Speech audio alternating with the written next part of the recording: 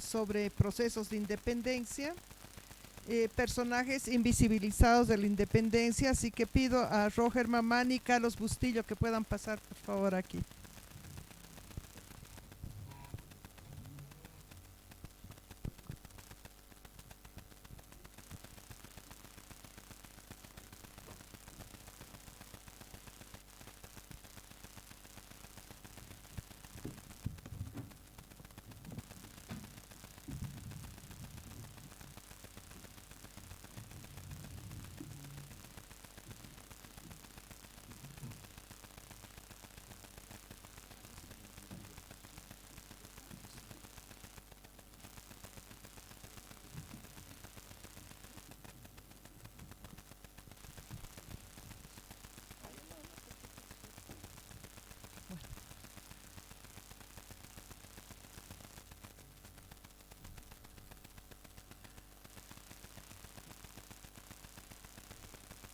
Bueno, muy buenos días.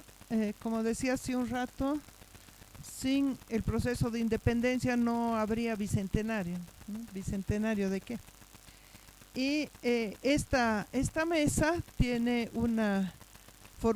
ha formado parte de de la mesa 1 de cuando nos organizamos y tiene una característica especial. Es el resultado de los trabajos realizados, en algún caso un trabajo de largo alcance que hemos ido realizando con Roger. Ustedes conocen que los dos trabajamos el tema de independencia, un trabajo de guía de tesis que la vamos a ver con la ponencia de Facundo, y 3 trabajos que vienen más bien de investigaciones de aula, y eso creo que es importante. Vienen de el trabajo en aula de la materia de introducción a la investigación histórica. Todos estos tienen relación con el tema de los actores. ¿Quiénes vivieron este proceso de independencia? ¿Desde dónde vivieron? ¿Cuál fue su posición?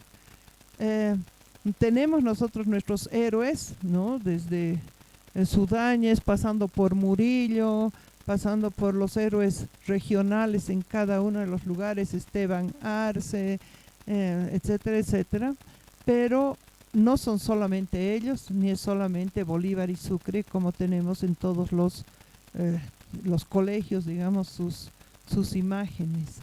El proceso fue mucho más complicado y hemos tratado de acercarnos a través de estos actores de la independencia. Entonces vamos a ver, y alrededor de eso también esa pregunta que gira y que se debate: ¿cuándo empieza el proceso de independencia? Si las sublevaciones indígenas pueden ser pensadas también desde esa perspectiva o no. Es algo que también ha estado en el aula, y tenemos una ponencia que está relacionada precisamente con las sublevaciones indígenas. Entonces yo invito ahora a Roger para que pueda presentar su primera ponencia, Juan Antonio Álvarez de Arenales y la independencia en el área andina, es decir, salir un poco de nuestras fronteras. A cada ponencia vamos a tener una duración de 20 minutos, ¿ya? Para que pueda dar lugar y se pueda hacer el debate. Gracias. Hola. Hola, hola. ¿Se escucha, verdad?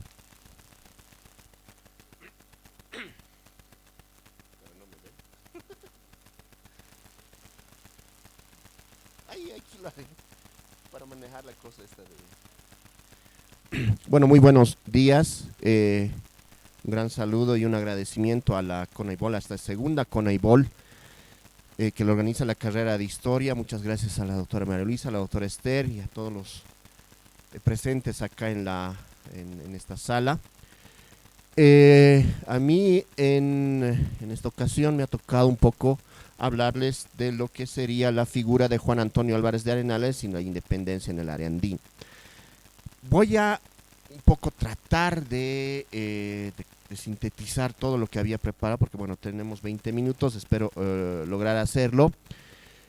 Y bueno, ahí tienen la imagen del general Arenales, que bueno, está ya directamente puesta en lo que sería el archivo de Arenales, que lo tenemos en Sucre una copia, pero que estos están en los documentos originales, están en Buenos Aires en este caso, ¿no?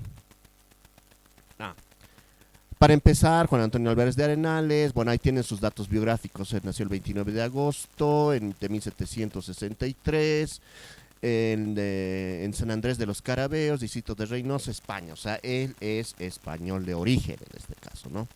Ya cuando vino a fines del siglo XVIII, fue nombrado primero comandante militar de las fronteras de Tomina y luego ya fue nombrado como subdelegado de estas mismas y tuvo una participación muy activa en lo que serían los sucesos del 25 de mayo de 1809, en donde fue nombrado comandante de armas de lo que sería la audiencia gobernadora en aquella ocasión, en este caso, ¿no? Ya desde ese momento empieza su periplo en el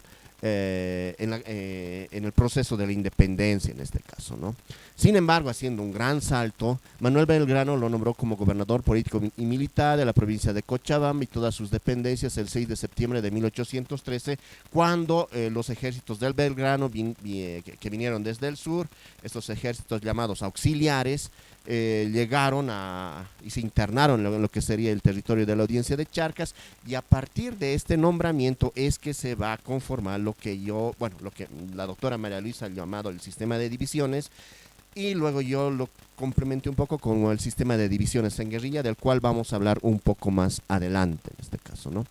Este nombramiento fue confirmado por las autoridades de Buenos Aires el 1 de octubre de 1813. Es importante remarcar estos nombramientos y estas confirmaciones porque vamos a hablar de una cuestión del tercero interesado un poquito más adelante, adelantándome a la ponencia, ¿verdad? Gervasio Antonio Posada, Supremo Director del Estado de las Provincias del Río de la Plata, lo nombra gobernador intendente de la provincia de Cochabamba y este oficio está confirmado por el oficio número 61 por José de Rondó, donde lo nombra comandante general de las tropas del interior. Y esta es una parte de ese nombramiento, cuando lo nombran comandante general de las tropas del interior. En este sentido, lo hacen como responsable de todas las demás fuerzas de la provincia y partidos del interior que al día se hallen libres y en adelante vayan libertándose de la opresión del enemigo hasta la provincia de La Paz y se pongan inmediatamente y queden desde luego sujetas al comando general de vuestra señoría, en este caso, ¿no? Este nombramiento es el que lo hace a él como el comandante militar de todas las guerrillas o de todas las tropas insurgentes, podemos decirlo así, que se instalen en el territorio de la audiencia de Charcas, en este caso, ¿no? Excluyendo, eso sí, lo que sería ahora la parte de Tarija, porque esa parte, recordemos que todavía estaba bajo la administración de Güemes en el sur, en este caso, ¿no? Que sería el otro comandante general también puesto por esta administración, en este caso, ¿no? Entonces, ahí tenemos Arenales y bajo esta concepción, él podía colocar bajo su mando a todas aquellas tropas, fuerzas insurgentes regulares que estuvieran actuando a favor de la causa insurgente en el territorio de Charcas, en este caso, ¿no? Ahora, acá viene una cuestión bastante, no sé, que hasta ahora me da un poquito de problema, si se quiere, este término de guerrilla y republiqueta. Hasta ahora se sigue manejando esta cuestión de la republiqueta. Y esto, bueno, ya desde mucho antes, desde Mitre, pero quizá uno de los últimos que nos habló sobre lo de la palabra republiqueta y su utilización fue don José Luis Roca, en este caso, ¿no? Entonces, él ya delineó un poco qué era la republiqueta y ahí dice, no poseía los elementos básicos de un Estado, su capital ambulante, sus rentas provenían de las contribuciones, además tenía límites, etcétera, etcétera. y se lo asimiló como una pequeña y aguerrida república, o sea, una república en pequeño, de ahí viene esto de lo de la republiqueta en este caso, ¿no? Sin embargo, acá y acá es cuanto difiere un poco a esa concepción, es que lo que no ocurrió en Bolivia, bueno, en Charcas en este caso, no era tanto este asunto de las republiquetas, sino divisiones militares en este caso, ¿no? Ya vamos a ver que todo esto está ligado a la administración, sí,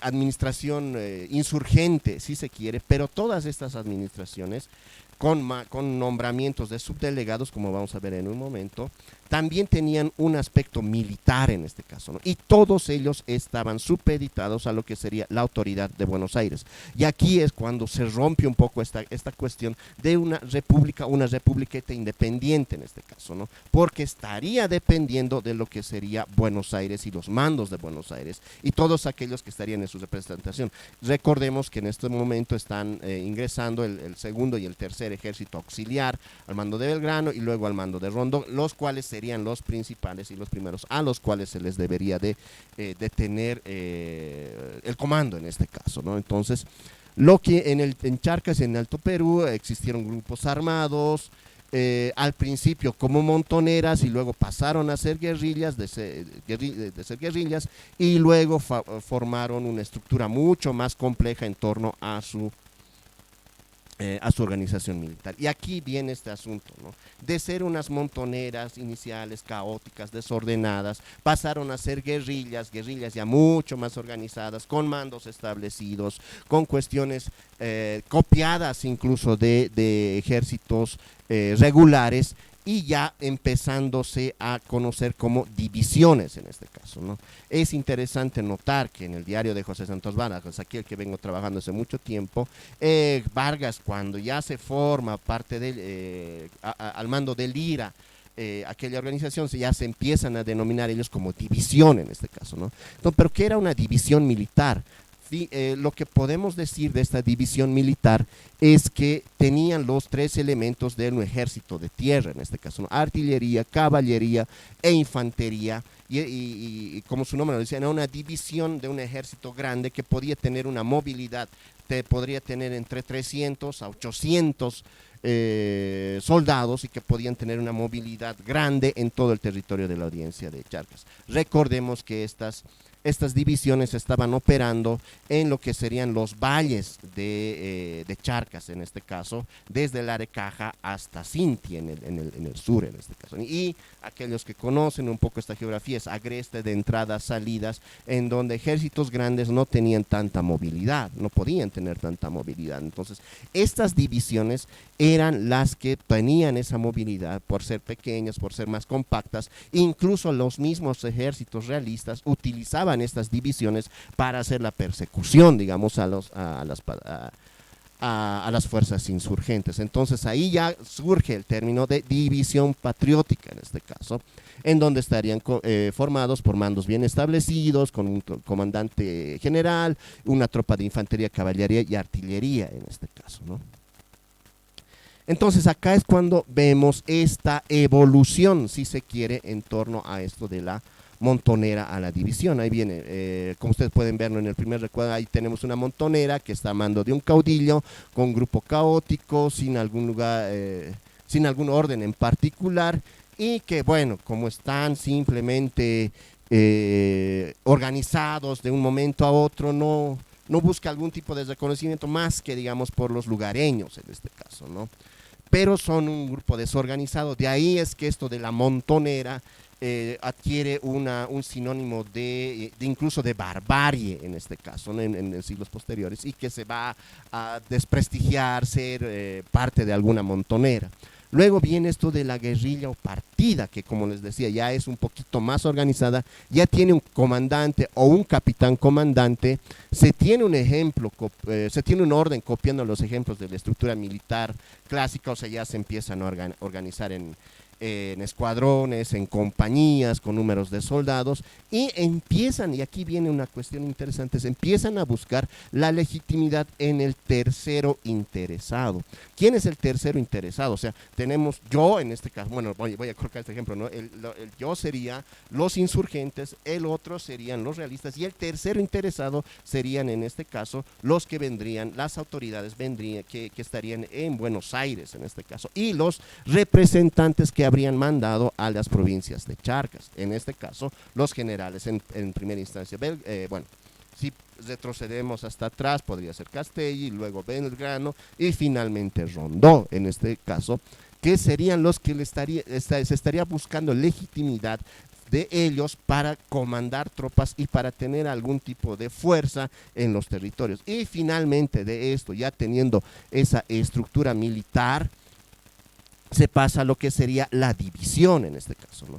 Y aquí ya los comandantes ya dejan de ser comandantes, ya adquieren un título militar en este caso, como de coronel o teniente coronel, con una estructura básica de un ejército regular, con las 3 armas de ejército, esto de las divisiones que les expliqué anteriormente, y el tercero interesado, en la anterior los otros estaban buscando legitimidad, ya en la división el tercero interesado, en este caso los de Buenos Aires, ya le otorgan la legitimidad a través de nombramientos hechos en base a lo militar y lo administrativo en este caso, ¿no? Y ahorita lo vamos a ver de cómo operaba esto.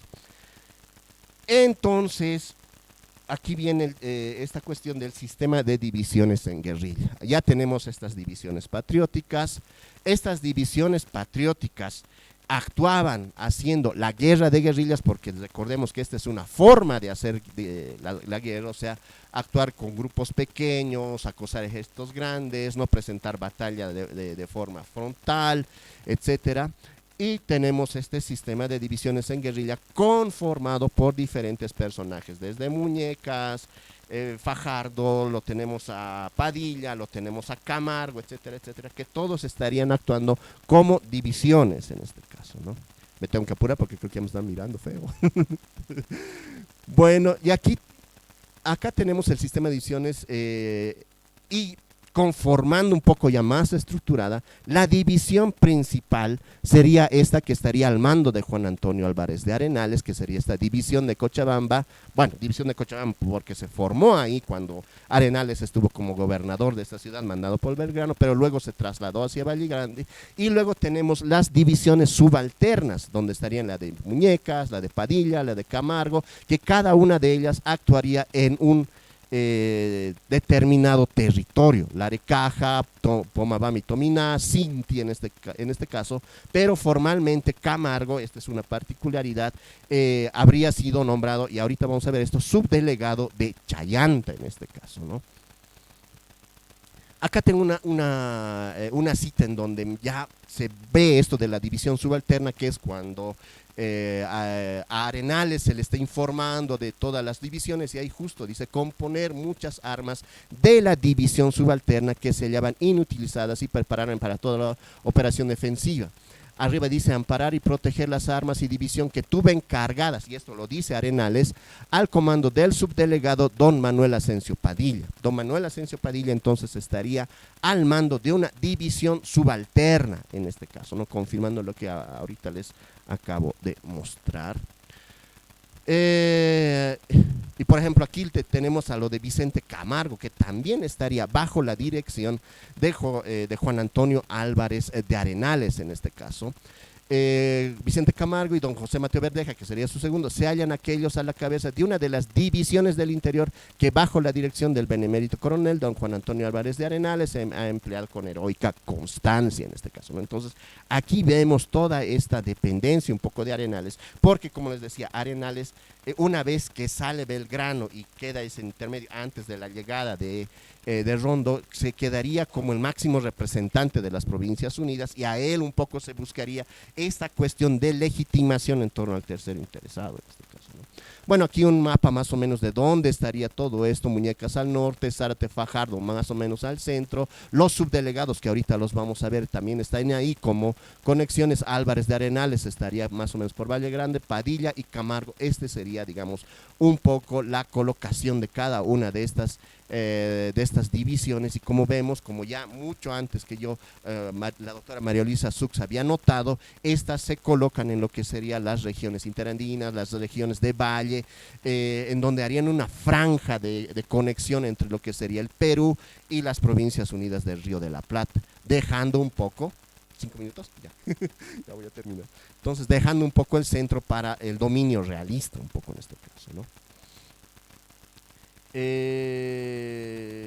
Como les digo, ¿no? Vicente Camargo buscó un poco la quiesencia de primero Arenales, y luego, después de Arenales, también la de los jefes de las provincias unidas. Esto es más notable en el caso de Manuel Asensio Padilla, porque bueno, Padilla ya es un combatiente casi de primera instancia, porque ya estaba colocándose bajo las órdenes cuando vino Castelli, pero luego se recibió el título de comandante de las doctrinas de Moro Moro, Pitantora. Luego Esteban Arce, después de la derrota de Huaqui, también les reconoció como tanto, y finalmente Belgrano le confirma el título de comandante de los pueblos, y para julio de 1815 Padilla es conocido como teniente coronel y gobernador subdelegado de las fronteras de Tomina y Pomabamba. O sea, todo esto organizado por primero Arenales y luego por los del sur, en este caso, ¿no? Por las provincias, por los directivos de Buenos Aires. Y acá, digamos, esto son personajes con cargos militares, todos estos: José Benito Tapia, Saavedra, González, Paula Quiroga, Toribio Cardoso. Todos ellos son colocados en primera instancia por Belgrano, en este caso, como subdelegados, pero a la vez tenían la obligación de también tener comandancia militar, en este caso, ¿no? Y aquí podemos ver ya casi los dos últimos. Manuel Asensio Padilla era subdelegado militar de Tomina, y Vicente Camargo subdelegado de Chayanta. Pero como habíamos visto en una cita anterior, ellos también estaban al mando de una división subalterna, en este caso, ¿no? Entonces, acá es como se van formando estas divisiones subalternas al mando de Arenales, en este caso, ¿no? Bueno, ya las conclusiones: existió una guerra de guerrillas operada por las divisiones patrióticas que estaban bajo el comando de Arenales. Se buscó el contacto con todos los comandantes, porque bueno, es interesante notar en el archivo de Arenales cómo es que se carteaban con unos, con otros, cómo es que muchos de ellos iban donde Arenales para, digamos, presentarse ante él y que él mismo les nombre como comandante de algún pequeño lugar, de algún pueblo, en este caso, para tener esa legitimidad, en este caso, ¿no? Se formaron divisiones subalternas en torno al mando de los grandes guerrilleros, en este caso Camargo, Padilla, Muñecas, en este caso, ¿no? Y de esta forma surge el sistema de divisiones en guerrilla. Bueno, eso sería, y muchísimas gracias.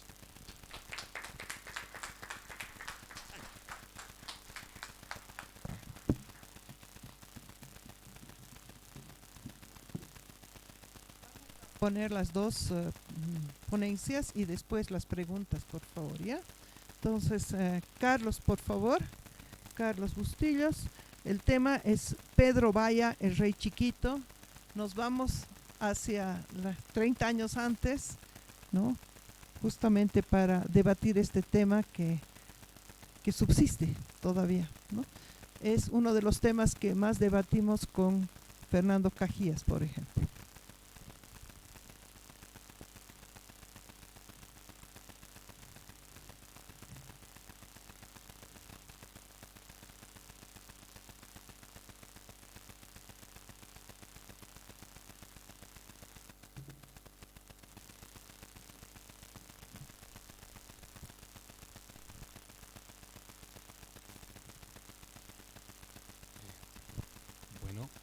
Buenos días, señora directora, señores docentes, compañeros estudiantes. Para empezar, permítame primero agradecer a la Universidad Mayor de San Andrés, especialmente a la carrera de Historia y a la doctora María Luisa Sux por la oportunidad de participar en este congreso.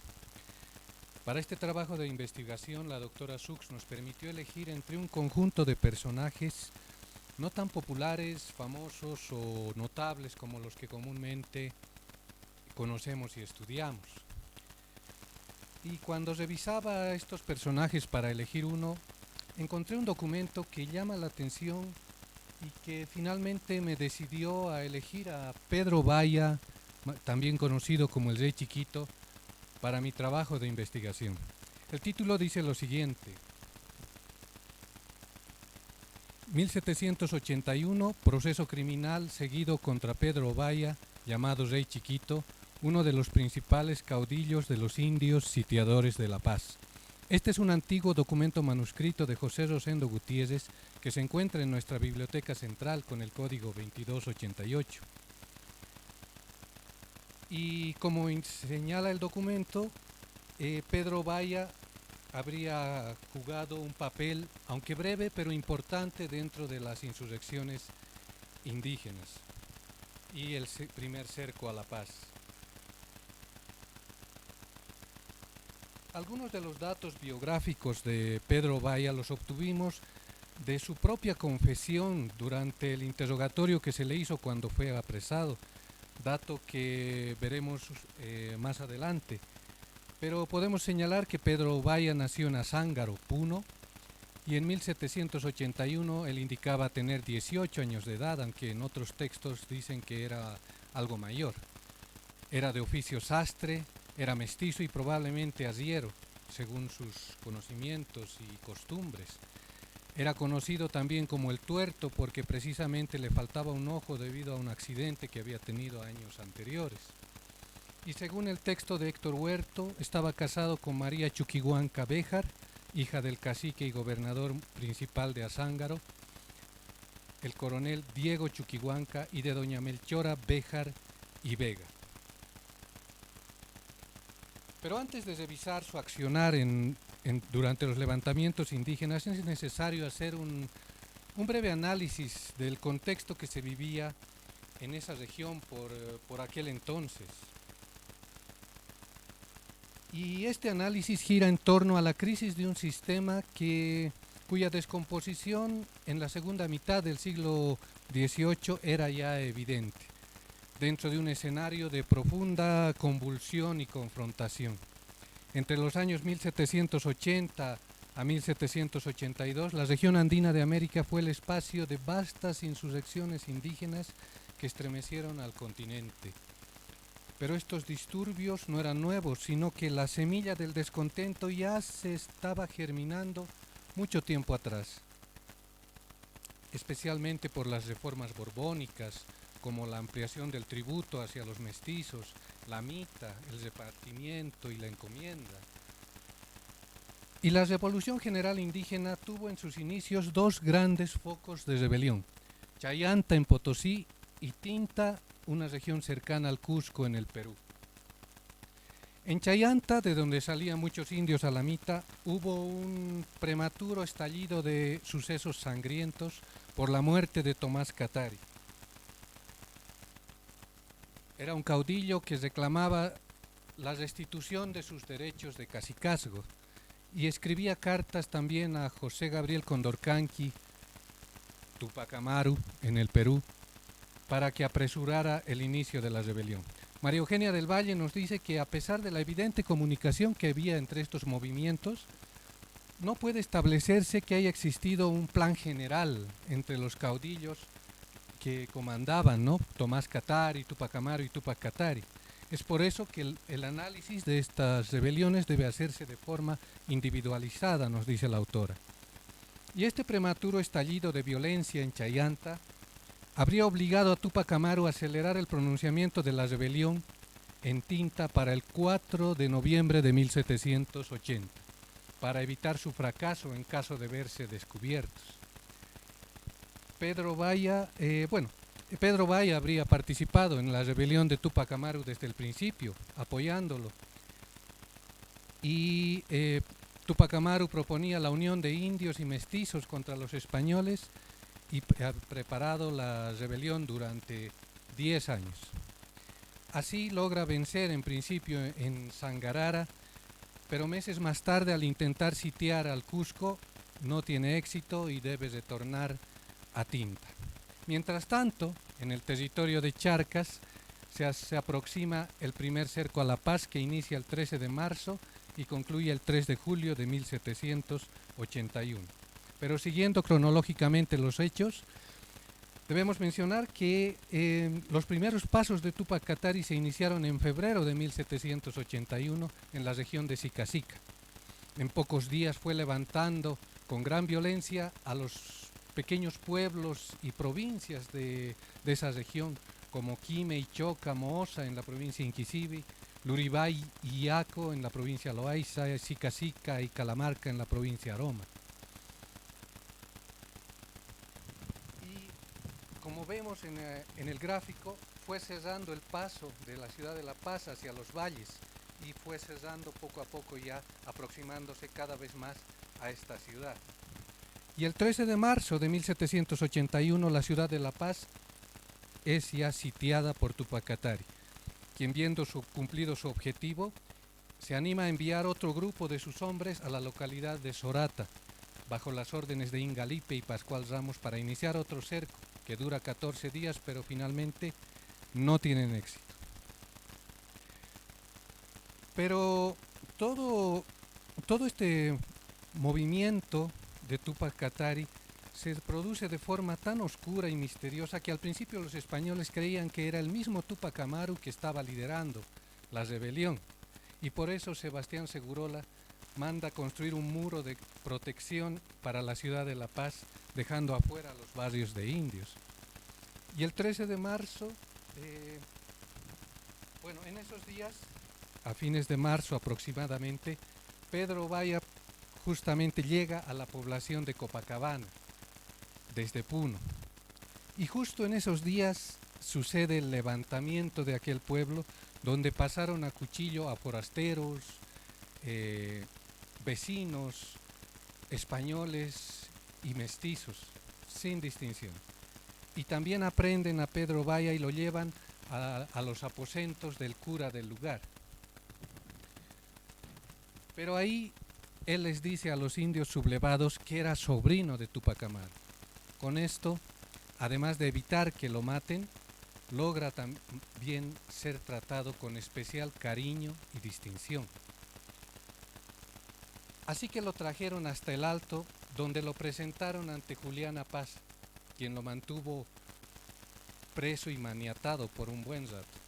Pero como Pedro Vaya insistía en ser sobrino y emisario de Túpac Amaru y decía llamarse Huayna Cápac, finalmente lo sueltan. Y en poco tiempo se ganó el afecto y confianza de Túpac Katari, elevando la moral del ejército aymara, diciéndoles que la revolución de Túpac Amaru en pocas semanas habría de tener éxito. Como Pedro Vaya seguía repitiendo ser el sobrino del rey, como le llamaba Túpac Amaru, entonces la gente de Túpac Katari le dice: si tú eres el rey, si Túpac Amaru es el rey y tú eres su sobrino, entonces tú debes ser el rey chiquito, sobrenombre con el que se queda a partir de entonces.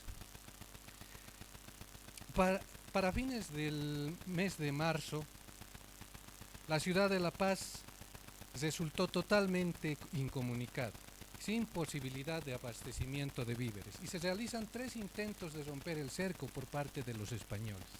El primer intento el 23 de marzo de 1781, el segundo intento el 5 de abril, y en eso el 6 de abril Túpac Amaru es derrotado en Checacupe y apresado al otro lado de la frontera. Y el 8 de abril se realiza un primer intento de negociación en La Paz, donde los rebeldes son representados por Pedro Vaya, y se puede ver la confianza ya y el grado de autoridad que había logrado en el ejército de Túpac Katari. No se logra el acuerdo porque las exigencias, se dice, de los rebeldes eran muy grandes, pero el padre Barriga sube al Alto para tratar de lograr un acuerdo, pero finalmente él también es asesinado por los indígenas. Y el 19 de abril de 1781 llegan a Chuquisaca ya las fuerzas del Virreinato de La Plata, destinadas a la pacificación de Charcas. Están dirigidas por José de Reseguín, pero él no llega después a La Paz, sino que es Ignacio Flores quien dirige el ataque al primer cerco en esta ciudad. Y un tercer y último intento es el 21 de mayo de 1781, y ahí los españoles se dan cuenta que es un derramamiento inútil de sangre y no intentan nuevamente romper este cerco. Y el prolongado y dramático cerco impuesto a la ciudad de La Paz la había aislado completamente y se veía privada hasta del agua. Y se encuentra en un diario del capitán Ledo, que era un militar a órdenes de Segurola, esta frase, ¿no?, que explica lo que se vivía en la ciudad. En la ciudad se van acabando las mulas y caballos para la necesidad del hambre, ya no existen petacas y menos perros y gatos. Cada día hay mucha lástima de necesidad del hambre, los muchachos están buscando lacitos y cueros para asar y comer, van por los cenizales a traficar granos que han botado con la basura y así van muriendo por la necesidad que ya no hay cómo ponderar. Y el mes de mayo se registra la llegada de un nuevo mal, la disentería. Los muertos por peste y hambre son enterrados en fosas comunes y la situación en La Paz ya era caótica. Hasta que el 27 de abril de 1781, al no poder ingresar, atravesar los muros de la ciudad, Pedro Vaya idea una estratagema con el fin de lograr que los paceños salieran de sus trincheras. Primero, iban a tomar los uniformes de los soldados españoles muertos y algunos indios se iban a vestir con ellos y así fingirían un enfrentamiento con un ejército español recién llegado para liberar a La Paz. Al mismo tiempo planearon enviar una carta dirigida a Segurola donde mencionaban que un ejército español llegaba con 2000 soldados que pedían que el ejército de la ciudad saliese a su encuentro. Pero pensaron en ese momento quién iba a firmar la carta y se acordaron del nombre de un militar español de nombre Diego Blitas y le pusieron el nombre y la firma. Pero lo que no sabían era que Diego Blitas llevaba ya 3 años muerto. Entonces enviaron la carta, pero los españoles al leerla se dieron cuenta de que era un engaño y capturaron al mensajero, un peruano de nombre Antonio Zúñiga. Y al no haber logrado su objetivo, Pedro Vaya se acerca a los muros de la ciudad fingiendo ser uno de los soldados heridos que gritaba por ayuda. Pero estaba algo ebrio, se acercó demasiado y lo que fue aprovechado por un contingente español para capturarlo. Pedro Vaya permanece en la cárcel así desde el 27 de abril hasta el 4 de agosto de 1781.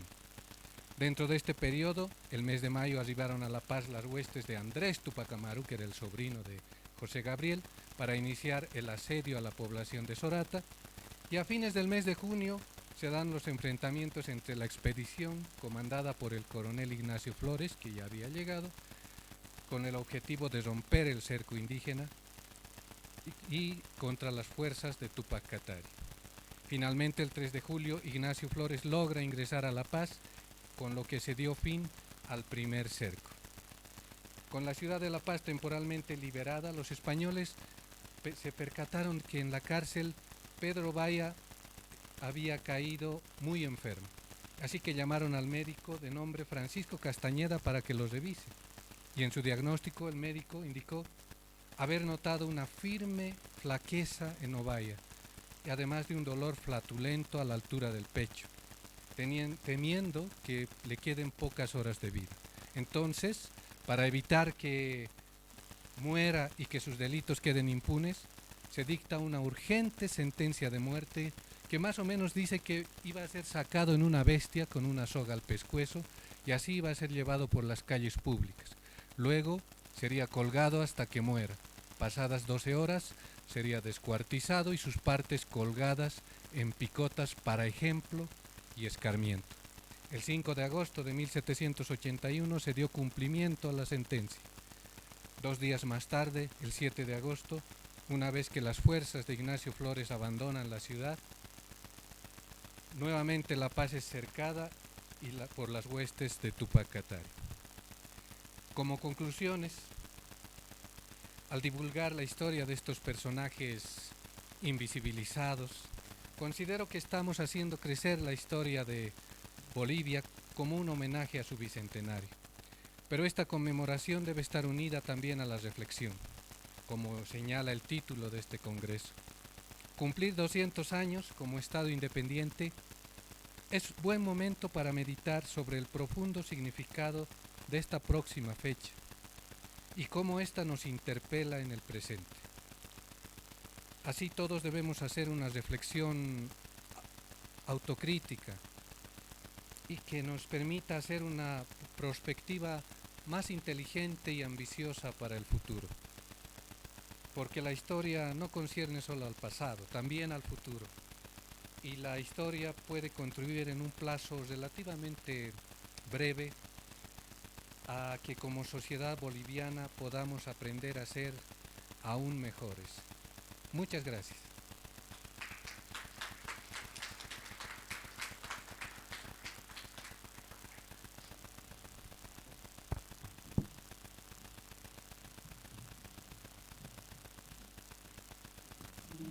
Muchas gracias y muchas gracias también por cumplir el tiempo de exposición.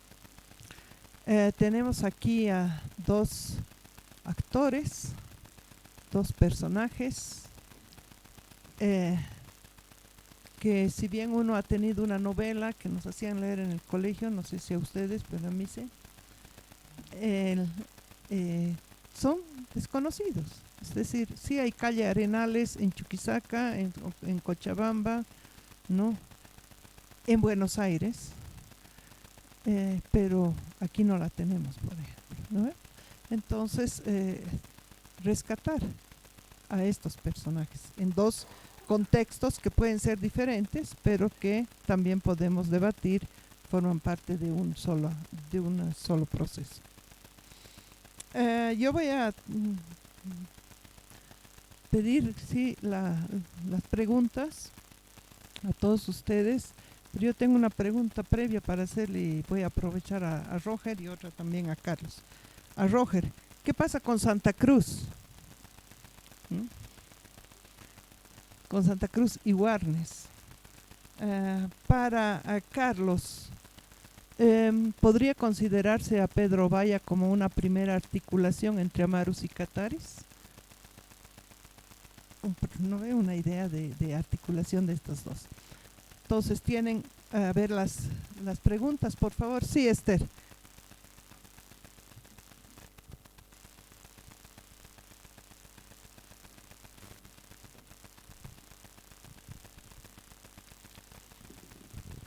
Bueno, muchas gracias a los dos participantes, ponentes, por sus contribuciones. Son temas muy interesantes.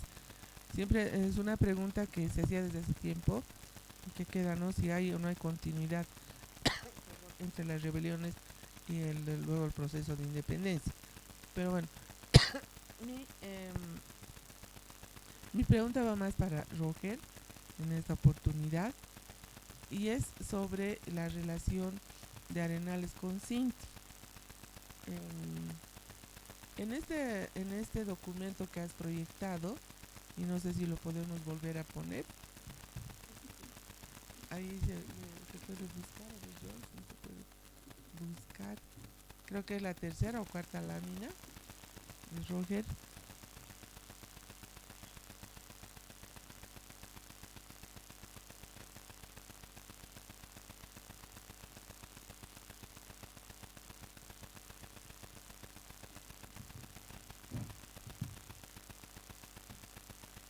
Esa. Creo que sí, un poco más arriba, un poco más.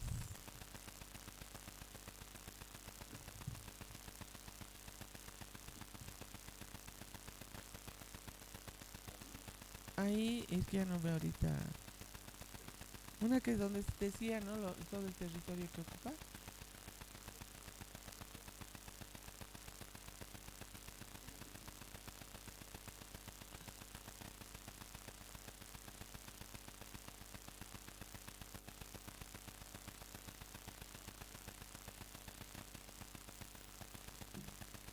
Ya.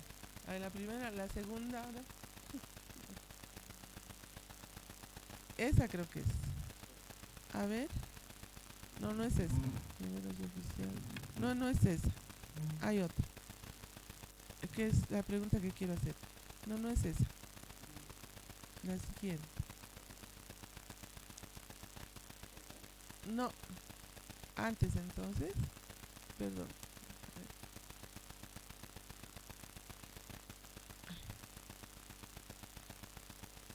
Antes. Antes.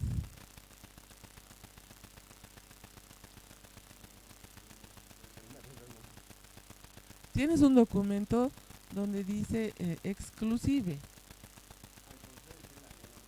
El nombramiento.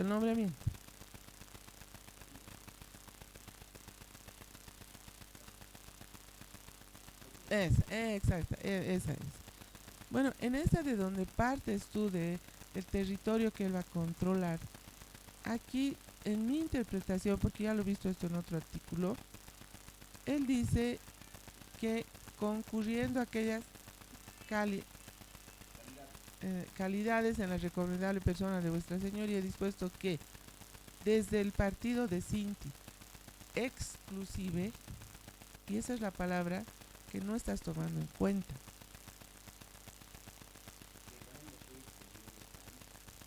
Exacto.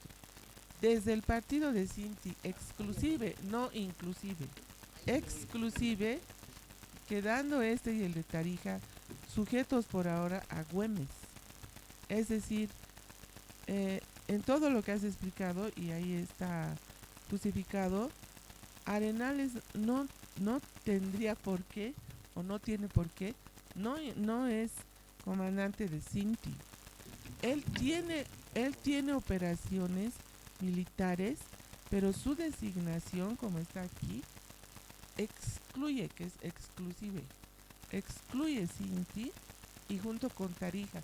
En los comandantes que operan el área, todos tienen su reconocimiento por Güemes, no por Arenales.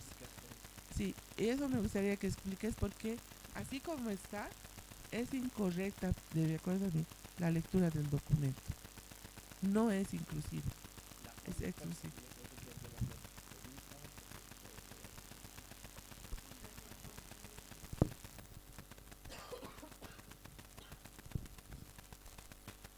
Bueno, nada, muchas gracias por ambas exposiciones, realmente bastante interesantes, ¿no? La primera sigue Alicia Rojas, Roge, perdón, en tanto a de dónde obtenía la legitimidad de Arenales, ¿no? ¿Era tan solo en torno a la designación que le hacía desde Buenos Aires o era también ya por su trayectoria, digamos, dentro de Charcas, no sé, como subdelegado de Ampares o estando en acontecimientos importantes, ¿no? Como los del 25 de mayo? Y para Carlos, no me quedó claro si es que realmente no existía ninguna relación entre Pedro Ovalle y, digamos, Tupac Amaru, ¿no? Una relación de sangre, ¿no? Eso, gracias.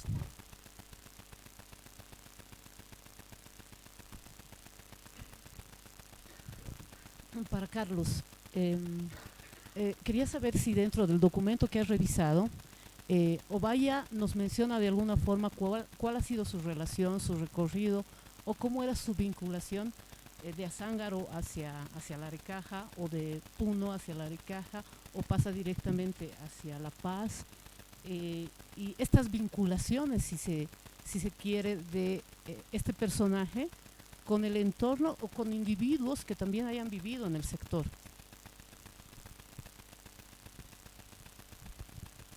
Perdón, para Roger la pregunta es,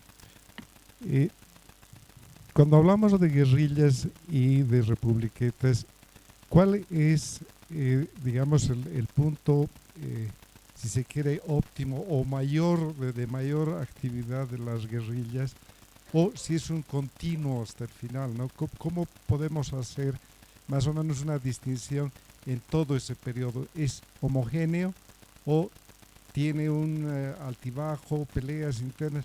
Es decir, ¿cómo presentar el tema dentro de lo que es su dinámica en un periodo bastante largo, ¿no? Si fue homogéneo o no.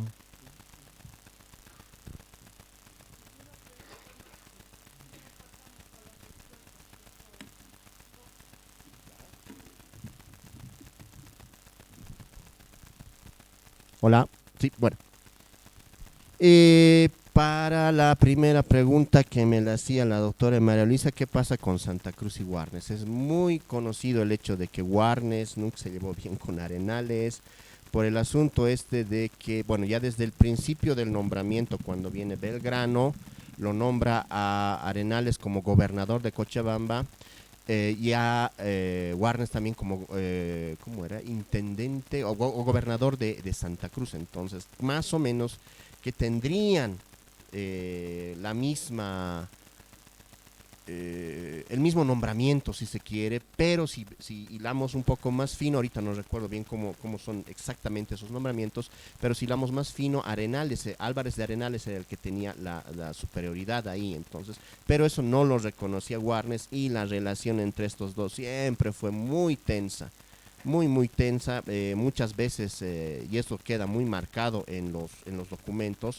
Arenales le mandaba, digamos, a Warnes para que le mande ejércitos, tropas, auxilio, armas, etcétera, y Warnes le decía: no lo tengo porque tengo que hacer mi propia campaña, me voy a ir a San Pedro, me voy a ir a Chiquitos, y le daba 1000 vueltas y nunca le mandaba nada, digamos, ¿no? Entonces llegó un punto en donde se quejó incluso Arenales a los comandos de Buenos Aires, y ya desde ahí es que él empieza a querer sujetar, digamos, a todo el mundo a su comando. Y esto me da pie a responder a lo que comentaba, lo que preguntaba la doctora Esther. Esta relación entre Cinti y Tarija. Tarija sí queda excluido, digamos, ¿no? Era Güemes. Ahora, la parte de Cinti, aquí viene el gran problema. ¿Por qué? Cinti estaría realmente en frontera en este caso, ¿no? Sin embargo, aquí viene una cuestión que es Zárate, Ignacio Zárate, si mal no recuerdo, que es el caudillo de esta zona. Este Ignacio Zárate, en un primer momento, manda sus cuestiones, es en esta cuestión del juego del tercero interesado que lo explicaba, manda sus cartas para que lo reconozca primero Güemes. Güemes no lo quiere reconocer porque ya Zárate tenía una cuestión así de hacerse conocer como indisciplinado, como muy abierto a robos, a saqueos, a participar en una, entendiéndose la palabra montonera en este caso, ¿no? Como una cosa caótica, etcétera. Y como Güemes no lo aceptaba, manda sus cartas a Arenales. Arenales tampoco lo quiere aceptar porque además ahí está metido Camargo. Y aquí viene el asunto de Camargo. Camargo ya tenía una cuestión mucho más prestigiosa, ya de guerrillero, etcétera, etcétera. Y Camargo es igual, va haciendo este juego, pero Camargo inteligentemente no le pide su reconocimiento a Güemes, sino a Arenales. Por eso es que cuando vemos su designación, él no está designado como en Cinti, él está designado como si fuera de Chayanta. Y ahí es cuando se ve que este territorio de frontera, que estaría más, en donde estaría operando Zárate, estaría en disputa entre estos dos, porque si Camargo está oficialmente designado en Chayanta, pero estaría operando en Cinti, en los hechos, fácticamente estaría operando en Cinti, pero bajo la dirección de Arenales. Entonces es ahí que en ese juego entre fronteras y entre reconocimientos de uno, reconocimientos de otro, que incluso Zárate, cuando no reconoce, es chistoso porque no reconoce Arenales, no lo reconoce a Zárate, Zárate va y se queja a Warnes. Va y se queja a Warnes y a Warnes le dice, no, que no tiene ningún reconocimiento porque a mí me ha desconocido, porque yo estoy acá, yo estoy en Cinti, y Camargo es solamente un advenedizo y que no sé qué, y a mí me tienen que reconocer en este caso, ¿no? Entonces, todo ese juego de reconocimientos, no reconocimientos, de idas y vueltas, hace que ese territorio de Cinti, que como dice usted, doctora, debería de estar bajo el mando de Güemes, pero fácticamente en los hechos no estaría en este caso, ¿no? Porque ahí estaría operando con la quiesencia de Arenales, Camargo en este caso. Y Camargo está respondiendo a Arenales. Zárate, el que debería de estar siendo reconocido por todos porque es del lugar, porque no sé qué, porque no sé cuántos, no lo reconocen porque es muy levantisco, porque es indisciplinado, que incluso, si mal no recuerdo, habría hecho perder una batalla porque se habría hecho quitar documentos. Ahorita no me acuerdo bien el detalle ese, pero habría hecho perder una gran cantidad, una población, etc. Tendría que recordar un poco ese detalle, pero Zárate no estaba bien visto en ese punto de frontera en este caso, ¿no? Entonces, es por esto que hay este juego entre Cinti, que pertenece a Arenales, que pertenece a Güemes, pero que en los hechos, como les digo, fácticamente estarían actuando así en este caso, ¿no? Y como les he mostrado en una diapositiva, Camargo efectivamente está en Cinti, con Verdeja, con sus otros, con sus tropas, etcétera, etcétera. La legitimidad en torno a Arenales, que vendría de Buenos Aires en este caso, ¿no? Y esto lo preguntaba Facundo en este caso, ¿no? Facundo preguntaba esta cuestión en este sentido de que yo creo que viene de las dos en este caso, ¿no? Primero, bueno, esta cuestión de este juego del tercero interesado, que como les mostraba ahorita con el caso de Camargo, lo mismo Padilla y Camargo, en esta cuestión del juego entre Tominac, Chayanta, y bueno, opera fácticamente, etcétera, etcétera. Lo mismo Arenales en este caso, Álvarez de Arenales, porque su legitimidad en los papeles, su designación provendría desde Buenos Aires, y desde ahí lo estarían reconociendo, y ahí, como les digo, ¿no? Este tercero interesado lo está legitimando a él como el comandante militar presente y activo en estas regiones. Sin embargo, ya Arenales tenía su prestigio ganado desde mucho tiempo atrás, cuando era subdelegado por el rey en Yamparaes, antes de los sucesos de 1809 en este caso, ¿no? Entonces ya era muy conocido en la zona. En 1809 se conoce que él incluso comandó o trajo por sí muchos de los indígenas de Yamparaes a la plaza del 25 de mayo para hacer todo lo que pasó en aquella ocasión. Entonces ya era conocido y tenía la legitimidad, entonces una legitimidad por nombramiento, por papeles, pero también tendría otra legitimidad por prestigio en este caso. Entonces podemos jugar o podemos ver estos dos tipos de legitimidades que están presentes en él en este caso, ¿no? Lo que preguntaba el señor también, esto de las guerrillas y republiquetas en esto de la de las continuidades y las homogeneidades. Yo, viendo un poco desde la perspectiva, digamos, veo que hay esta cuestión de la formación, como les mostraba en un cuadro, entre las primeras montoneras que se arman sin ninguna organización por aquí, por allá, surgen caudillos por uno, por otro, por distintos lados, luego se conforman estas guerrillas, luego se conforman las divisiones patrióticas, la división principal y las subalternas, pero esto queda un poquito ya suelto cuando se va a Arenales, cuando termina, digamos, su campaña, el tercer ejército auxiliar, llamado auxiliar, así, aunque no me gusta mucho el nombre, que está al mando de Rondó. Arenales sigue esto, queda un poquito Padilla y luego el comandante Acebey, que bueno, acá está uno de sus descendientes, pero bueno, termina Acebey, digamos, no siendo muy aceptado por las huestes que eran de Padilla, y ahí se termina en una especie de vacío, solamente quedando las tropas que estarían en los valles de La Paz y Cochabamba, lo que sería la división de los valles, conformada por Lira, luego por Chinchilla y finalmente por Lance en este caso, ¿no? Ahí hay una continuidad. Los otros habrían sido poco a poco y sistemáticamente eliminados. Muere Muñecas, muere Camargo, muere Warnes, Arenales se va. Entonces todos ellos van desapareciendo y el único bastión que queda es en los valles de La Paz y Cochabamba, y queda esto ya para 1821 al mando de Lanza en este caso, ¿no? Y ahí es cuando todavía hay ese continuo. Lo de Lanza es lo que falta ver con mucho más detalle. ¿Por qué?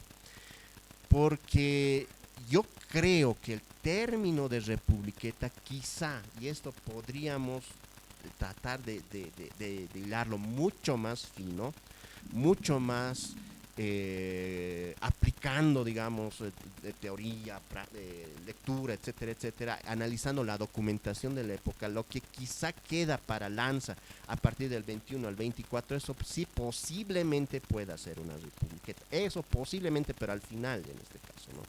Pero habría que ver y analizar con mucha más calma, con mucha más facilidad, viendo lo del diario también y además cruzando con otra información. Pero también ahí vemos que lo que conformó Lanza no fue una republiqueta, sino fue su división de los aguerridos, su batallón de los aguerridos en este caso, ¿no?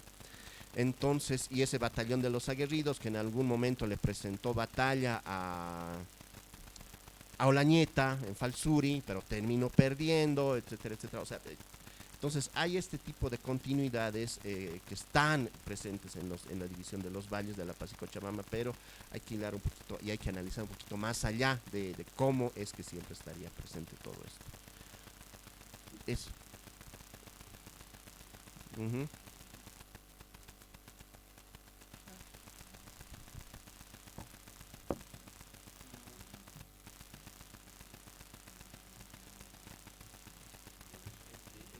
Él se mete donde nadie lo ha llamado. Entonces,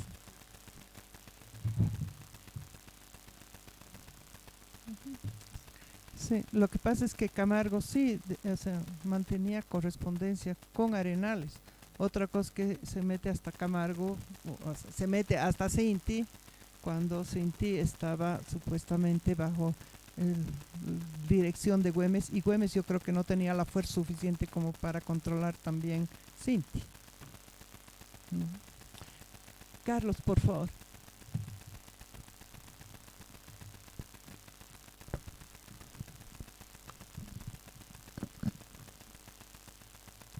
Bueno, la primera pregunta sobre si Pedro Valle habría ayudado a la articulación entre Amarus y Cataris. Pedro Valle participa en las dos rebeliones, ¿no? Con Tupac Amaru y con Tupac Katari, se gana la confianza de ambos. Y un documento, una fuente primaria que consultamos son las cartas de Fray Matías de la Borda, que pasó muchos días junto a Tupac Katari. Y él menciona que Pedro Valle habría sido enviado a unirse a Tupac Katari para calmarlo un poco, porque estaba llevando muy violentamente su rebelión, ¿no? Mataba a todo el que podía. En cambio Tupac Amaru era más concertador y quería más bien hacer una especie de acuerdo con los españoles, ¿no? Entonces, con esa visión se dice que habrían enviado a Pedro Valle para calmarlo un poquito a Tupac Katari y después ya ir uniendo las fuerzas. Pero esta es una versión que da en sus cartas el Fray Matías de la Borda. Pero mientras tanto, con Tupac Katari, Pedro Valle siempre hacía una especie de publicidad de Tupac Amaru y decía que pronto ya iba a vencer su movimiento en Perú y iba a venir a apoyar aquí hasta La Paz, ¿no? Para ya unir de una vez las fuerzas. Finalmente no pudo, digamos, él hablar con ambas partes, operó directamente con Tupac Katari, porque cuando ya fue apresado el mes de abril, recién en mayo llegaron los Amarus para Andrés Tupac Amaru para hacer el cerco a Sorata, ¿no? Entonces él ya no pudo participar en este movimiento, así que fue un personaje que contribuyó a que Tupac Katari espere al refuerzo de Tupac Amaru, pero no pudo trabajar directamente después ya con ambos. Él mencionó en su confesión que Tupac Katari le había ofrecido el puesto de gobernador una vez que venzan a los españoles. Él iba a ser gobernador de la ciudad de La Paz y Tupac Katari virrey. Pero bueno, finalmente todo esto no se pudo dar. En cuanto a su origen o su relación, como nos decía Facundo, con Tupac Amaru, él no se sabe, según su declaración en su propia confesión que hizo al ser apresado, él mencionó que era sobrino de Tupac Katari cuando llegó a Copacabana, pero no se sabe directamente si era una estratagema para que no lo maten, porque eso consiguió, tenía algún grado de parentesco. Lo único que nos mencionan las fuentes primarias es que él habría tenido la confianza de Túpac Amaru, porque había peleado durante toda la rebelión a su lado desde un principio. Eso nos dice. Y la forma en que llegó, tampoco hay datos precisos, solamente lo que él precisamente ha mencionado en su confesión, que él dijo que había llegado desde Puno a Copacabana, pero no se sabe, el intermedio, cómo fue su trayecto.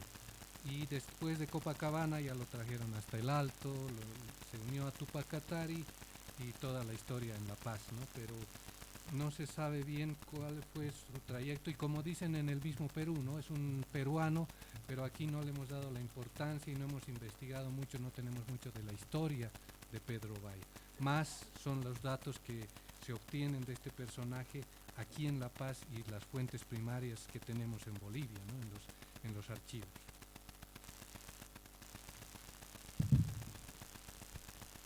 Muchas gracias. La relación entre Amarus y Cataris todavía hay que revisarla, y mucho, ¿sí? Porque ver quién controló qué lugares, eso es bien importante, ¿ya? Bueno, muchísimas gracias. Creo que hay un refrigerio y volvemos en 15 minutos. Gracias. Muchas gracias.